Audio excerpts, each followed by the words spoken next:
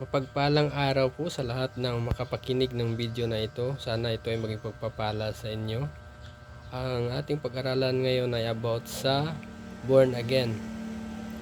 Mababasa po natin yan sa John chapter 3 verse 5. Sabi ni Jesus Christ, Jesus answered, "Verily, verily, I say unto thee, except a man be born of water and of spirit, he cannot see the kingdom of God."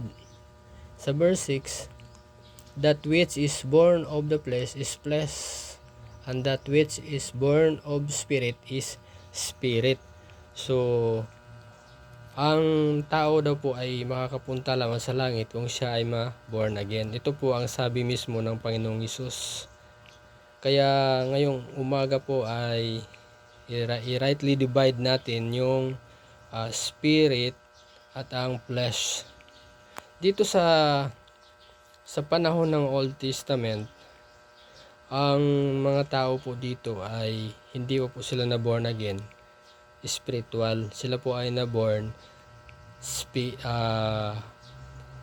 flesh. So wala pa pong born again dito. Dito po nagumpisa ang born again sa panahon na ng Panginoong Hesus. Dito po nagumpisa ang born again.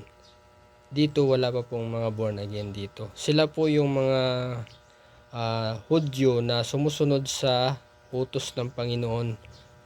Yan po. At sila po nung namatay sila, na sumusunod sila, ay sila po ay nakatanggap ng kaligtasan, pero dito po sila napunta sa paradise.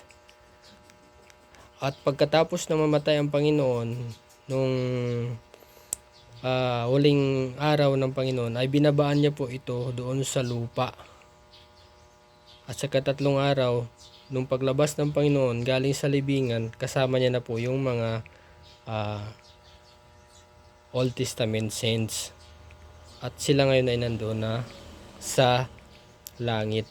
So may preaching po na nangyari dito sa paradise. Dito po yung mga Old Testament saints. Pero pagkatapos na po ng kamatayan ng Panginoon, ang preaching po dito ay kung sino yung ma-born again spiritual, siya po ang makakatanggap ng kaligtasan spiritual. Ibig sabihin, hindi po sa pamamagitan ng ating mga gawa tayo po ay maligtas, kundi tayo po ay maligtas spiritual dahil po sa grasya na tayo. Grace period. Through grace, maliligtas po tayo. At sabi doon sa Ephesians chapter 1 verse 13, after you heard the word of truth, the gospel of your salvation, you are sealed with the Holy Spirit of promise. So, natatakan ka na po spiritual pag ikaw po ay tumanggap sa Panginoon, na nanampalataya ka sa kanyang ginawa. So, sealed, nakasilyo ka na. Ang spirit po ay manirahan na sa iyo permanently, at yan po ay hanggang kamatayan mo na. At pag ikaw po ay namatay, ang sabi dito ay makakakita ka ng kingdom of God. Ibig sabihin, pupunta yung soul mo sa langit, yung katawan mo maiiwan sa lupa. Kasi ang soul mo ay naborn spiritual. So hindi yan physical tulad sa Old Testament na sila po ay naligtas sa pamamagitan po ng pananampalataya at gawa. Pero dito, sa pamamagitan lamang ng pananampalataya. Kaya ang mangyari, nung ikaw ay tumanggap sa Panginoon at darating yung hinihintay natin na rapture, makakasama ka sa rapture dahil naborn ka spiritual. Makakita ka ng kingdom of God, sabi sa John chapter 3 verse 5. At ikaw po ay naghihintay na lamang ng rapture pag ikaw po ay born again na. Hindi ka na po makakapunta sa tribulation period kasi born again ka na. Hindi ka na kasama sa plano ng Panginoon na God's wrath dito sa tribulation period. Tinanggap mo ang Panginoong Hesus, ay naghihintay ka lamang ng rapture. You are part of the body of Christ. Kahit na hindi ka magpabaptize, part of the body of Christ ka, kasi bride ka na kasi tumanggap ka sa Panginoon, nagkipagrelasyon ka na sa Panginoon nung tinanggap mo siya, kaya ikaw po ay part ng body of Christ. So ang baptism dito ng water baptism is only para nga maging member ka sa church, para pag na-rapture ka, mayroon kang reward na matatanggap. Pero kahit na hindi ka magpapaptize, you are part of the body of Christ kasi nakipagrelasyon ka na dito sa ating Panginoon nung tinanggap mo siya sa iyong puso. At naghihintay ka na lamang ng rapture. Hindi ka na makakapunta sa tribulation period kasi wala nang born again dito sa tribulation period. Wala nang Holy Spirit na tatanggapin mo para ikaw ay maligtas dito. Pag ikaw ay nagpatatak ng 666, kahit may pananampalataya ka pa, hindi ka maliligtas. Dito sa tribulation period, pag ikaw ay may pananampalataya, kailangan mong gawin tulad sa mga Old Testament na mga sins. Ipakita mo talaga ang iyong gawa. Dahil pag wala kang gawa, sabi ni James, dito ma-apply yung James na chapter 2 na faith without work is dead. So, pagka may pananampalataya ka at naiwan ka sa rapture, dahil may works yung pananampalataya mo, mapupunta ka dito ngayon sa tribulation period. At dito, God's wrath po ang mangyayari.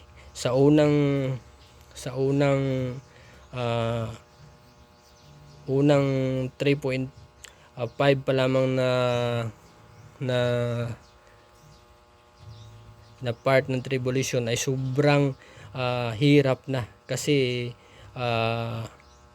bubuksan na yung 7 seal. Doon pa lang napakahirap na. Medyo maganda sa una dahil magkakaroon ng peace and safety.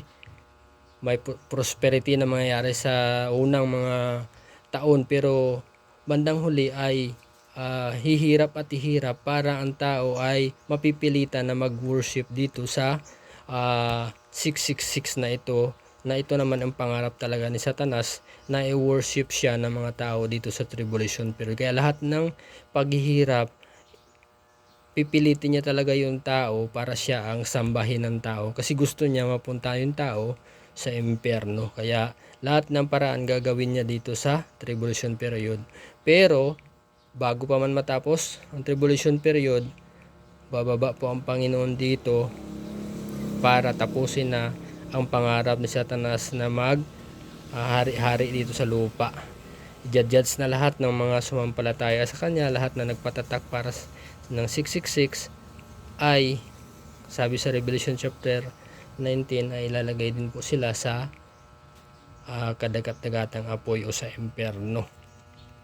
So, dito lang sila matatapos lahat, 7 years. At pag ikaw po ay nakalampas dito, sabi ng Matthew, he that endure to the end shall be saved. So, pag na-endure mo ito, maliligtas ka, makakarating ka ngayon sa millennial reign. At dito naman po ang Panginoong Hesus na ang magro-rule. So, napakasaganda na ng buhay dito dahil ang Panginoong Hesus na po mismo ang maghahari dito sa mundo. Doon sa Jerusalem maghahari. Yun po, hindi ko po lahat mabigay yung mga information dito kung saan sa Bible, pero yun po ang ating Bible timeline. So, hanggang dito na lang. Sana po nakatulong ang video na ito, lalong-lalo na sa mga baguhan na mga mananampalataya, at kung sa may mga katanungan ay hindi ko po lahat masasagot, pero gagawa ulit ako ng video sa sunod para makatulong po sa mga baguhan nating mga kapatiran. Salamat po.